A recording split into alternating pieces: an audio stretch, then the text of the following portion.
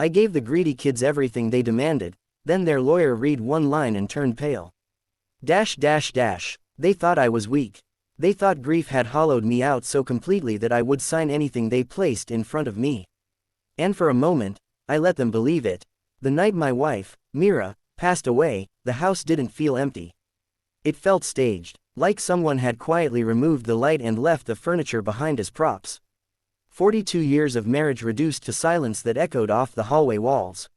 Mira used to say, "Promise me you won't let the children fight over things when I'm gone." I promised, and I meant it. Arjun and Kavya weren't always like this. Or maybe I just didn't see it. When they were children, they would wait at the door for me every evening. Arjun would grab my briefcase, pretending he was already a businessman. Kavya would climb onto my lap and tell me about school dramas that felt enormous to her tiny world. We were close, or at least, I believed we were. After Mira's funeral, they stayed for a week. The house filled with relatives, murmured condolences, and the smell of incense that refused to fade. Arjun handled most of the arrangements. Kavya sat beside me every evening, her hand resting on mine. "You shouldn't be alone in this house, Papa," she said softly one night. Her voice trembled. I thought it was grief. Looking back, I realize it wasn't. By the second week, the conversations shifted. It started gently, practical, sensible. "Have you thought about updating the will?" Arjun asked over tea, his tone casual. "I'm not going anywhere," I said with a faint smile. He didn't smile back. "It's just paperwork, Papa. You know how complicated things can get." Kavya nodded in agreement. "We just want clarity. For everyone. Clarity." Such a harmless word. I had built everything from scratch. The textile business, the warehouse, the investments. Mira and I had lived modestly in the early years, saving every rupee. The children had never known those struggles. By the time they were teenagers, comfort was simply their reality. And perhaps that was my mistake.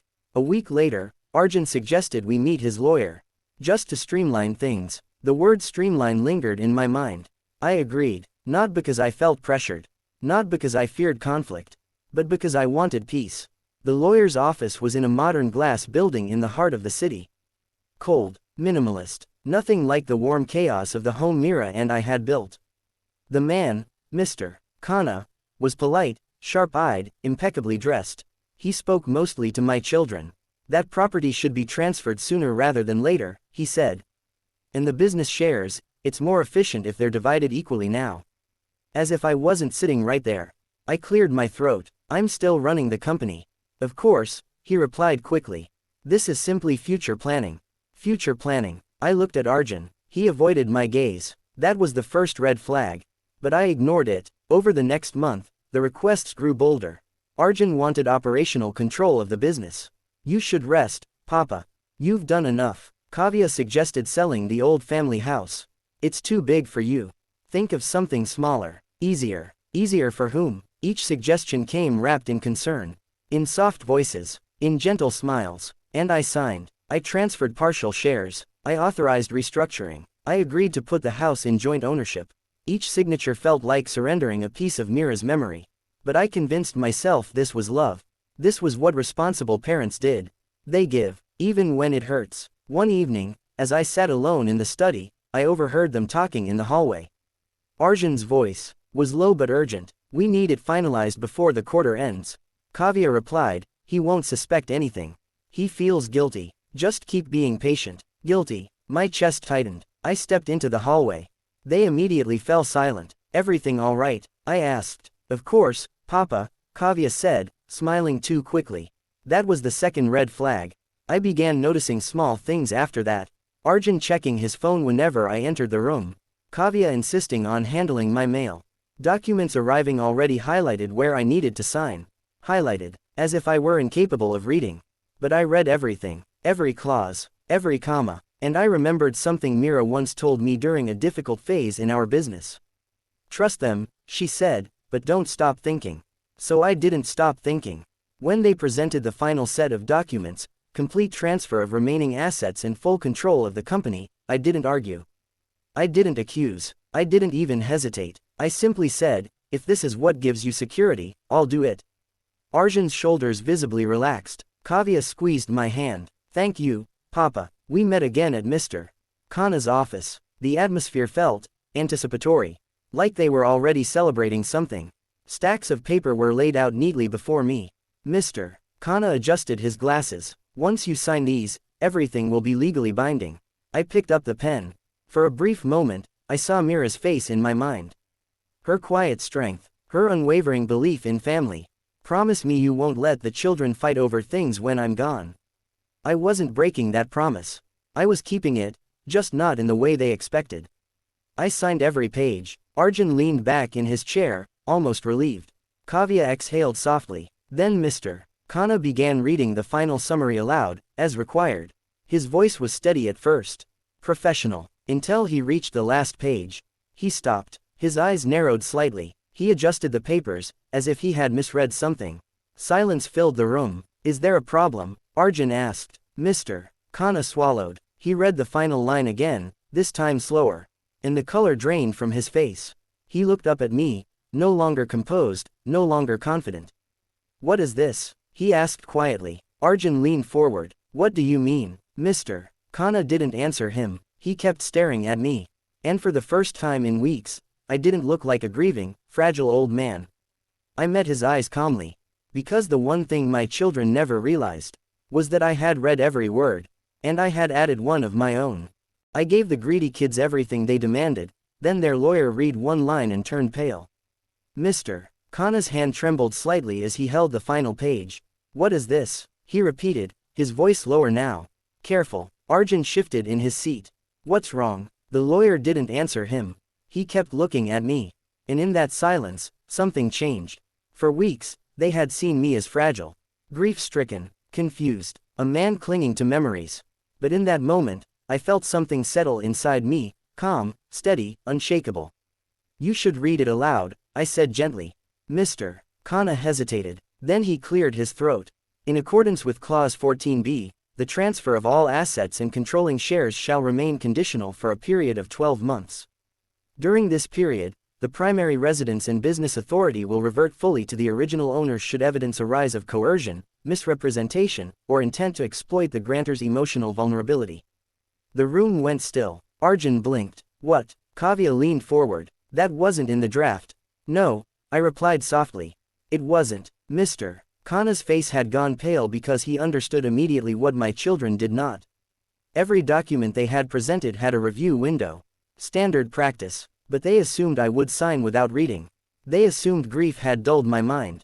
It hadn't. I had asked my own advisor, quietly, discreetly, to examine the structure. I hadn't changed what they wanted. I had simply added protection. One line. That was all it took. Arjun's voice hardened. You don't trust us. The question stung more than I expected. I trusted you with my entire life, I said. That's why we're here. Kavya's eyes glistened.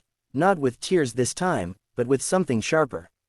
Frustration. Calculation. This makes no sense, she said quickly. Why would we coerce you? Would you like me to answer that? I asked. Silence again. I didn't raise my voice. I didn't accuse them outright. I simply laid out the truth, piece by piece. The urgency about the quarter ending. The whispered hallway conversation. The pre-highlighted signature lines. The sudden insistence that I move out of the family home. I watched their faces as each detail surfaced. Not guilt exactly. Not yet. But discomfort. Arjun stood up. You're twisting things. No, I said. I'm finally seeing them clearly. Mr. Kana carefully placed the documents down. Legally, the clause stands. It was included prior to final signature. Both parties have acknowledged the full document. Kavya's voice cracked. Papa, why would you do this to us? That question hurt more than all the rest. Because in her mind, I was the one who had betrayed them. I took a slow breath. When your mother and I built everything, I said, we did it brick by brick. Not because we wanted wealth, but because we wanted stability. For you. I looked at Arjun. You don't protect something you plan to abandon. Then I looked at Kavya. And you don't rush someone you claim to love. The truth hung between us. They hadn't expected resistance. They hadn't expected foresight. They had expected surrender. And I had given it to them.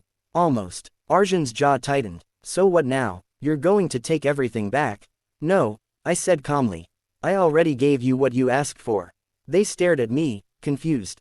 The shares are transferred. The house is jointly owned. Operational authority is structured as you wanted.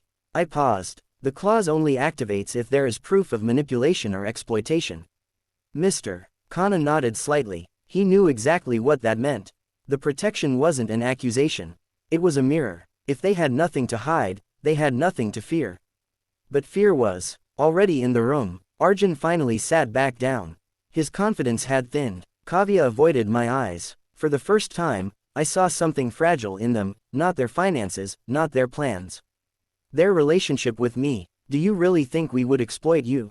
Kavya asked quietly. I swallowed. I think grief makes people impatient. And money makes people rationalize. Neither of them spoke. I wasn't angry. That surprised even me. I was tired. Tired of pretending not to see.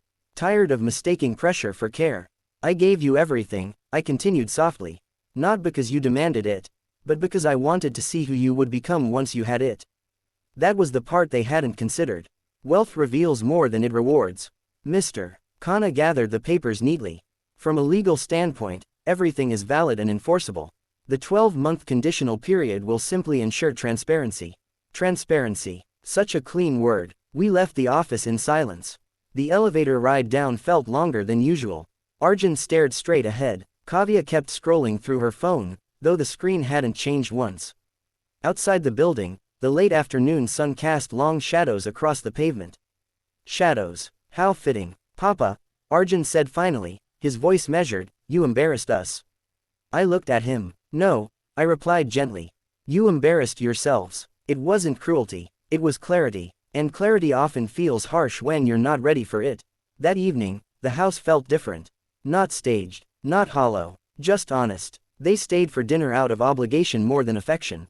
Conversation was minimal, polite, controlled, but something had shifted. The illusion was gone. As they prepared to leave, Kavya lingered by the door. Are we still okay? She asked hesitantly. I studied her face, the little girl who once waited by the window for me to come home. The woman now calculating inheritance timelines. We can be, I said. If you remember that I'm your father. Not your investment. Her eyes softened. For a moment, just a moment, I saw regret. Whether it was for what they'd done, or for getting caught, I couldn't tell. When the door finally closed behind them, the house was quiet again. But this time, it didn't feel empty. It felt protected. I walked into the study and sat in Mira's old chair. I kept my promise, I whispered into the stillness. They won't fight, because the truth is, there's nothing left to fight over. They already have what they wanted. And over the next 12 months, we'll discover something far more valuable than property or shares. We'll discover whether they value me. And if they don't, the clause will do exactly what it was designed to do. Not punish, protect. Sometimes, giving someone everything they demand is the fastest way to reveal what they truly care about. And sometimes, one quiet line is stronger than 1,000 loud arguments. Thank you for listening to Shadow Tales.